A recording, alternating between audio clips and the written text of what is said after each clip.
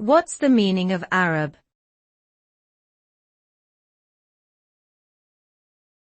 Arab.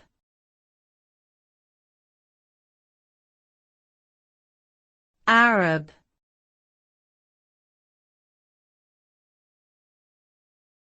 Arab.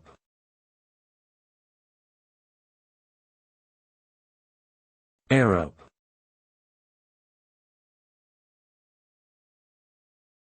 Arab is a term used to describe people who originate from the Arabian Peninsula or those who speak Arabic as their primary language. The term can also refer to people who identify with Arab culture or values. Arabs have a rich history in diverse cultural traditions, including in fields such as literature, art, and cuisine. Today, there are approximately 420 million Arabs worldwide, with the majority residing in Middle Eastern and North African countries.